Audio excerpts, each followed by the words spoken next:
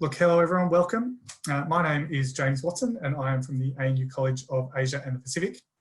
I'm coming to you tonight from my home on the traditional lands of the Ngunnawal people. And I'd like to acknowledge and celebrate the first Australians on whose traditional lands we all meet today virtually.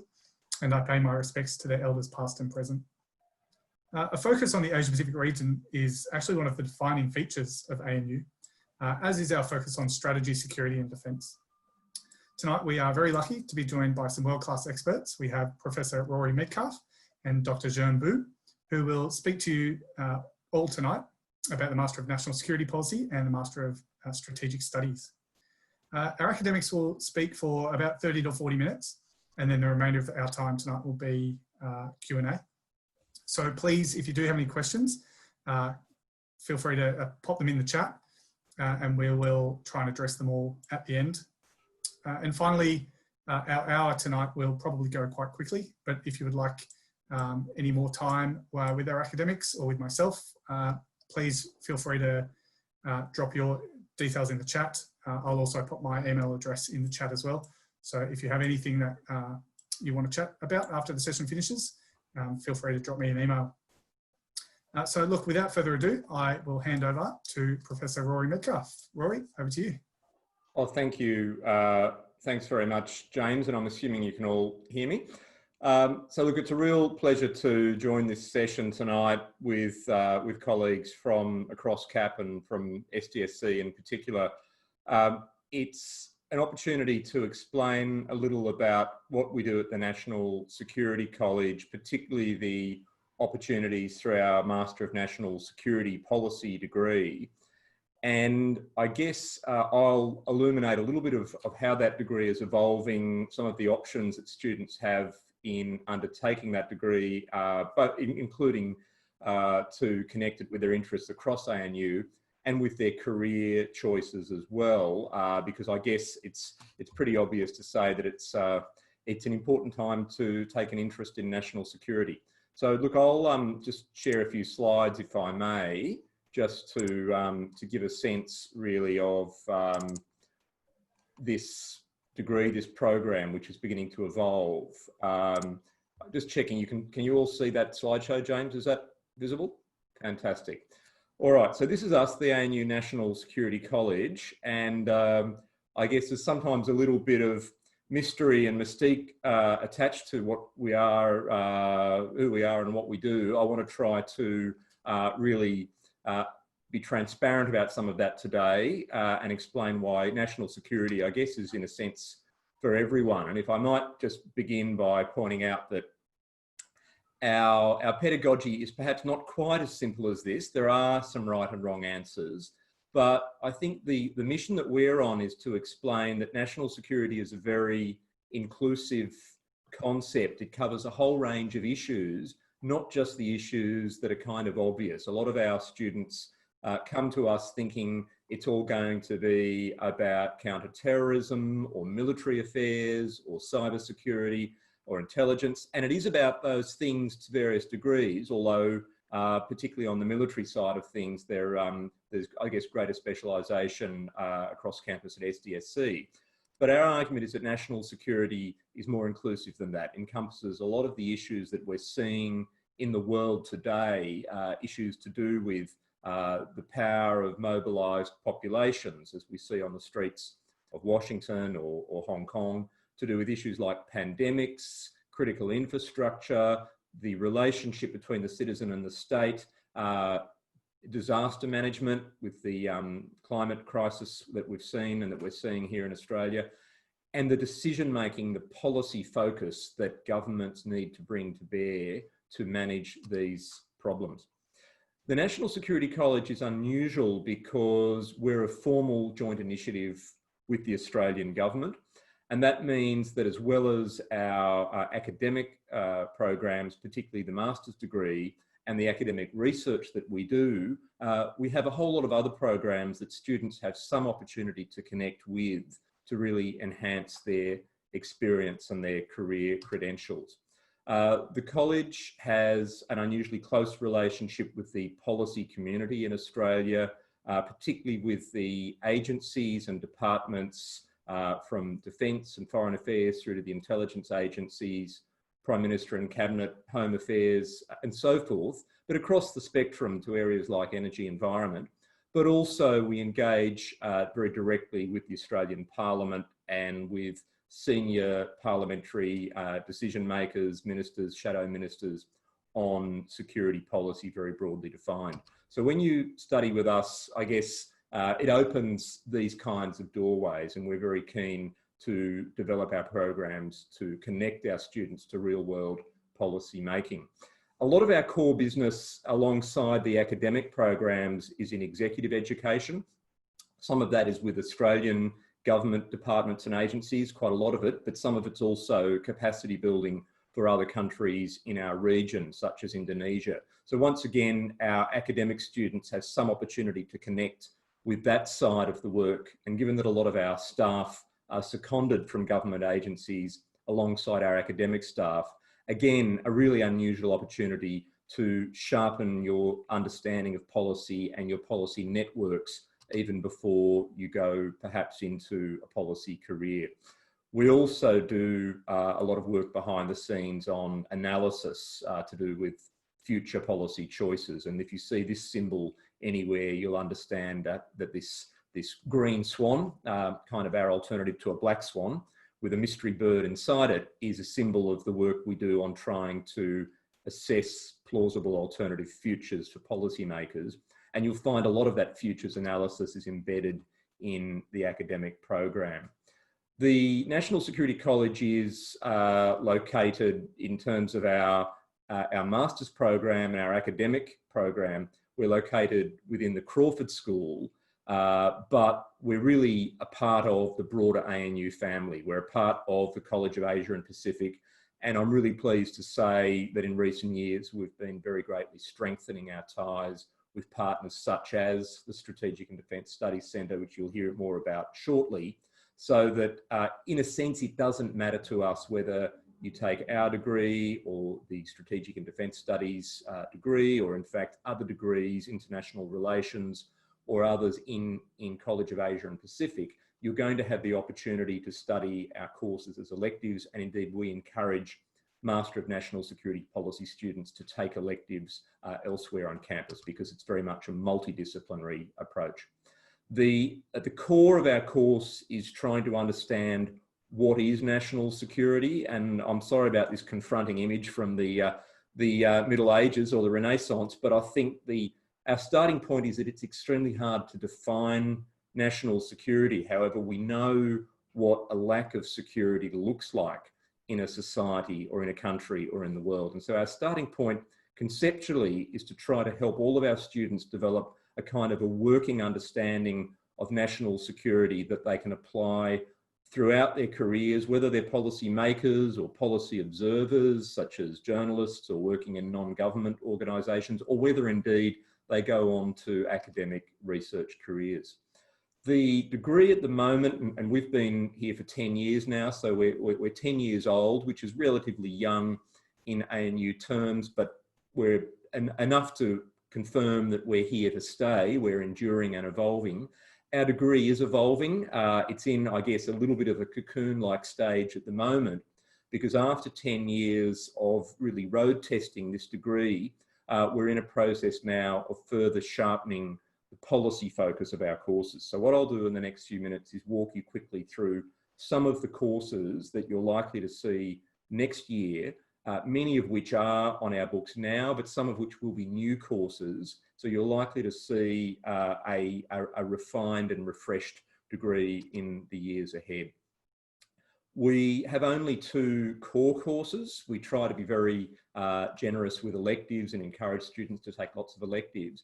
But our core courses look very much at 2 things. One, at these conceptual, theoretical foundations of what is security, because so much policy making doesn't, in fact, it suffers because it doesn't have a conceptual foundation. So you'll get a taste of the historical debates about what on earth security is and why there are tensions between such things as national interests, values, national identity, that really create a lot of the debate and the ferment about how to craft good security policy.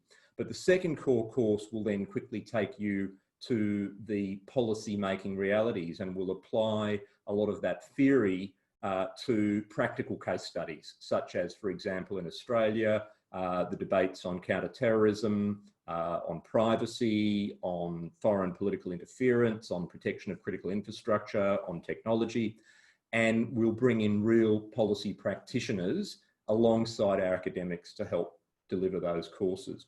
In a sense, we're trying to encourage our students to think about national security as something very broad, that is in a sense about the protection of a sense of normality in daily life, in society. And that's why issues like the pandemic at the moment are actually going to be a very powerful case study for our research and teaching in the years to come. Security is literally, if you translate it from the Latin, without care. It's about a condition in society where people can go about their lives without fear, without care. We also look very closely at the many layers of security and the fact that, for example, you will see at the same time nations dealing with military issues, strategic threats, threats to the cohesion of their societies, environmental threats, technology challenges, and we look at trying to join these issues together. The nexus, if you like, of domestic and international issues is where we would define national security as being. So we will look at issues like the pandemic, but through the lens of crisis management, disaster management, the difficult choices that decision makers and policy makers have to reach with imperfect information to protect their country's interests, values, and so forth in times of crisis. So you may have case studies on the pandemic or on climate issues or on terrorism, but also case studies going through a lot of the difficult decisions policymakers have made throughout history.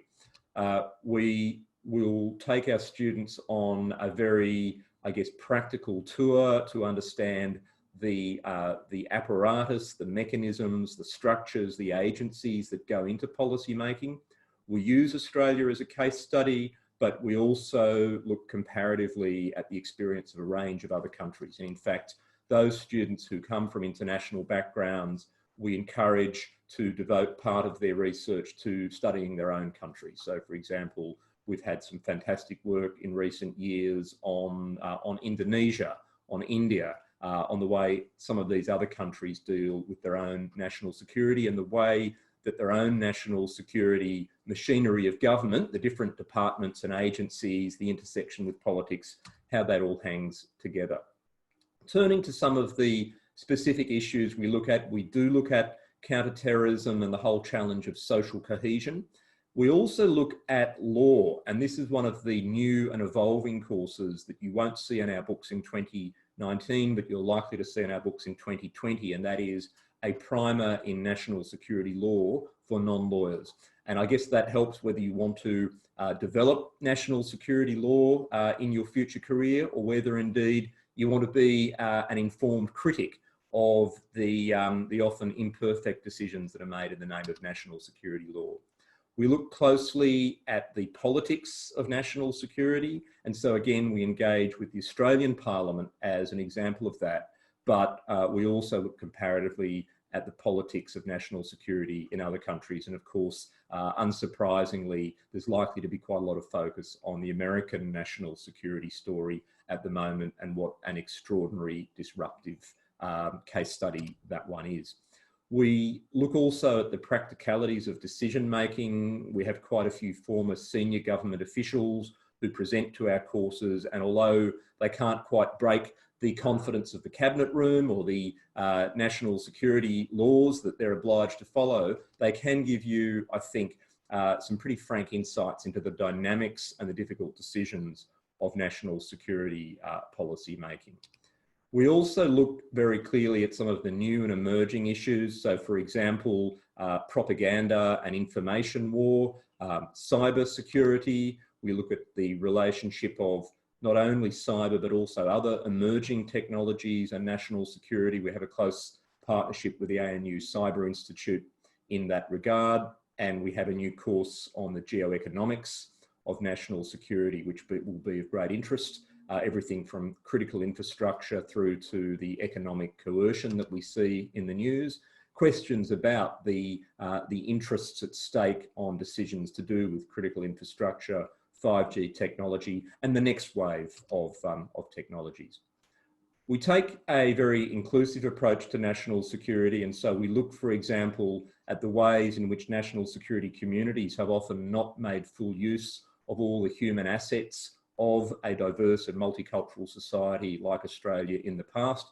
And in fact, you'll find that we have some courses and some lectures within courses focusing on issues such as gender and inclusion in national security, not so much in terms of the United Nations Women, Peace and Security agenda, which is very important, but which is dealt with elsewhere at ANU, but more to do with the way in which a more diverse national security workforce can be a more effective national security workforce.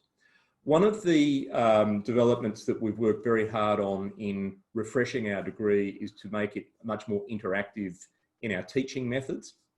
There's nothing wrong with old-fashioned lectures and tutorials, and of course you'll still get some of that, but we try to make much more use of interactive discussion with policymakers and also scenarios and simulations, and I'm sure other parts of CAP are doing the same. I believe it happens effectively at SDSC as well, but you will find in every one of our courses next year, and indeed starting next semester, some kind of scenario or simulation exercise. And I should note that although the refresh of our degree will fully come into force at the beginning of 2021, we're evolving in that direction. So in fact, you'll also find that the courses next semester are going to blend quite neatly into what we do next year. But the scenario activities, for example, crisis simulations or policy briefing activities, are always very popular with the students, and of course are intended to put you in decision-making shoes and have, I guess, almost kind of a wargaming quality, although they're typically not about war, they're about crisis decision-making in circumstances short of war. And just to emphasise there, we're trying to refresh our pedagogy so that although there's plenty of the old lecturing style and Socratic method, you'll also find a much greater degree of interaction and use of online engagement than in the past. And I think all academics across ANU have found that we can turn online teaching to the advantage of the students. It really requires us to pay absolute attention to the quality of what we deliver. Just to wrap up, to give you an example of some of the people that you'll meet as you study with the National Security College, alongside our career academics who are specialists in their own fields, and a number of other ANU academics who teach into our programs from areas such as law, economics and so forth. You'll also meet some of the senior policy practitioners who we're very privileged to have relations with, to have access with. So for example, we have a very strong relationship with former departmental secretaries like Jane Holton, who you see here, who of course was not only the Secretary of Health here in Australia, but is now involved in international efforts to develop vaccine and treatment for COVID-19. She's a mentor on a number of our programs. We also have a lot of former Australian foreign affairs, defence, intelligence figures, and international partners as well. One of the privileges we have due to our close relations with government is to be able to invite a number of senior former figures from, for example, the American national security community to deliver guest lectures. Typically that would be in person. Probably in the next year or two, it's likely to be by remote means, but people like Jim Clapper, former US Director of National Intelligence, have a formal affiliation with the National Security College. And I know that our students benefit from a pretty close conversation about their many years in the trenches, I guess. To conclude, I was going to mention a little bit of my own research that I try to feed into the work we do here. And an example of that is my own recent book on the Indo-Pacific, which was launched a few months ago, and I guess remains relevant in this age of coronavirus, but is also a narrative and analysis of the past 30 years of regional security and national security in Australia the Indo-Pacific. And so, for example, among the courses I deliver in the degree, I deliver the policy, national security policy making course, but I also deliver a course on national security in the Indo-Pacific, where we look comparatively at the national security policies of a range of countries, such as China, the United States, Japan, and India, and how these are intersecting in the new strategic competition in our region. I'm going to wrap it up there just to say that our students are a very, very diverse community, and a lot of the in fact, a lot of the discussion and engagement and benefit from being with the National Security College and with others in CAP, such as SDSC, is really the very dynamic discussion you get within the student body. Now, that's obviously going to be a little bit different at the moment with the online teaching and the COVID response, but I'm even finding that in our Zoom lectures and tutorials, there's still plenty of robust debate. And a large number of our students either go on to careers in the national security community, either in Australia or in other countries, or in careers where I guess they are very informed critics and analysts of national security. Either way, I obviously commend our degree to you, and I look forward to speaking with you further. I'll leave it there, and I'm going to end my picture show. And I shall return to James. Thank you very much, Rory. That was comprehensive and really, really interesting. A quick reminder to keep popping any questions that you have in our chat, and we'll come to them towards the end. But for now, I'm going to hand over to Jean.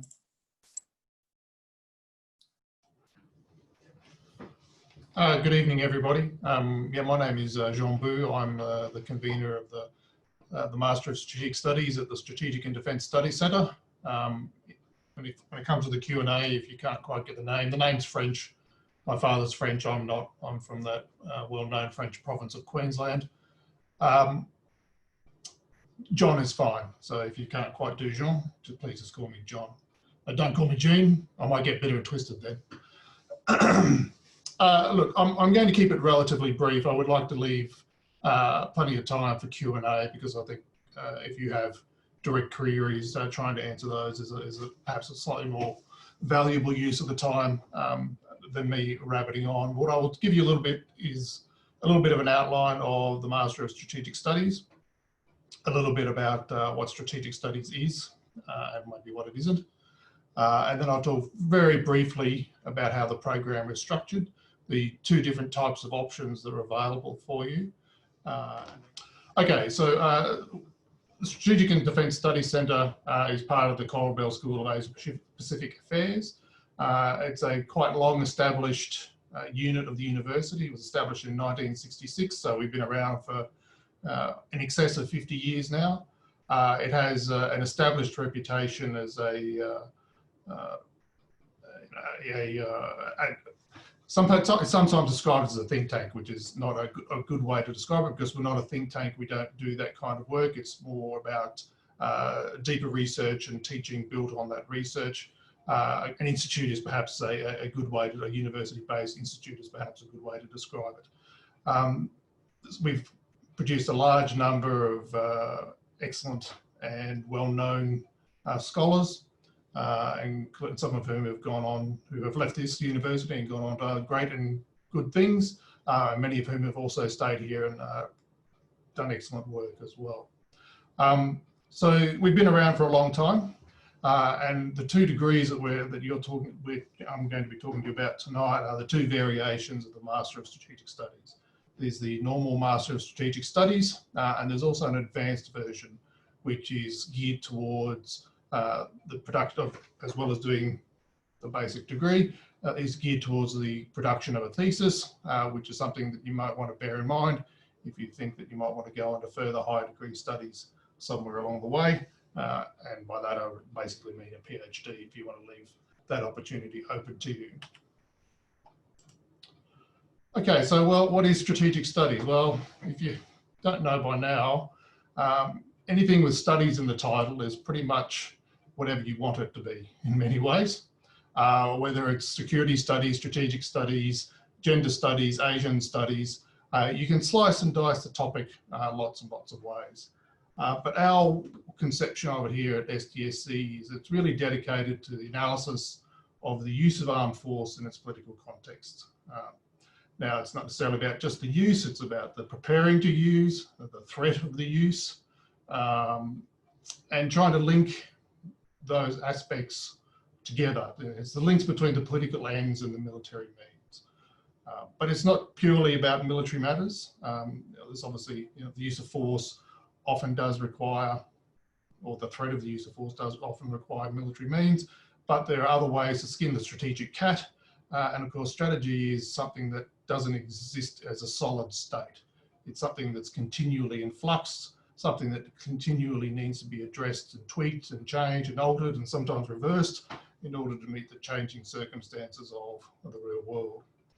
So there are some very many important non-military dimensions that feed into the equation, if you like, of ends, ways and means that strategic studies likes to focus on.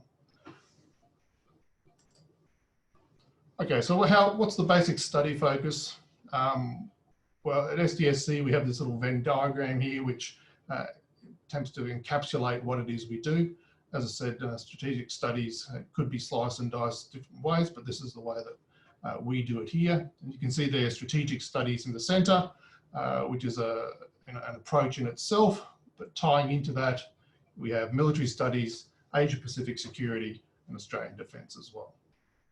So what might be in each one of those bubbles? Well, in the blue bubble in the center, it's about strategic theory, classic theory, modern permutations thereof, nuclear theory, strategic theory as well, and how some of that information might be applied in the real world, or some of those theories or concepts might be or might not be applied in the real world. Military studies, studies in itself, so you can also cut that one up, but here we're talking more about the conduct of military operations, the history of warfare, because history, as I'm a historian, and history is the best guide that we have to human behaviour in many, many ways, in my view. So the history of warfare, the threat or application of military force. Australian defence, it's about the Australian Defence Force or other defence forces that might be studied. Raising, training and sustaining it, building it, creating a force structure, capability development. Capability is more than just a piece of kit. It's all well and good to go out and spend a lot of money on an amphibious landing craft or landing ship, but you actually need to develop a capability to use it. And then it comes back to raising, training, sustaining it, sending on an exercise, developing its capacity, developing the people who know how to use it, or developing the skills of the people who will have to use it. And then finally, Asia-Pacific security, so great and regional power tensions and competition, the use of different forms of power, hard and soft, and also looking at various aspects of the international situation in the Asia-Pacific region. The Indo-Pacific is a term that has come increasingly into vogue in recent years. So that covers, but our focus is mostly from Australia up into Southeast Asia, through China and Northeast Asia. And of course, the big people across the Pacific who matter to us very much, the United States, but also other forms of allies and links across the world. Now, in terms of study, I mean, if you really want to know the nuts and bolts, I will just point you towards programs and courses. You can go there and read yourself a lot of the courses that are available. A couple of things that I would like to highlight to you is that we have quite a strong internship program. I saw a question there before about ASPE. We have an internship program with ASPE, so if you can do the MSS, that might be an opportunity available to you. We have an internship arrangement with the Australian Army Research Centre. And we also have an internship relationship with the Institute of Strategic Studies in Singapore, which involves going to the Shangri-La Dialogue, which is a well-known and important regional security and strategic dialogue forum that occurs every year in Singapore. Now, if you're looking at the moment, the degree is currently a 96-unit degree. It is most students who apply, depending on what their background is, often get 24 units of credit, so it becomes an 18-month program. That will likely change next year. We are also undergoing a review, and next year it'll be changed to a 72-unit program, which means that if you enroll for next year and you get credit, you're effectively looking at 1 year of full-time study to complete the Master of Strategic Studies.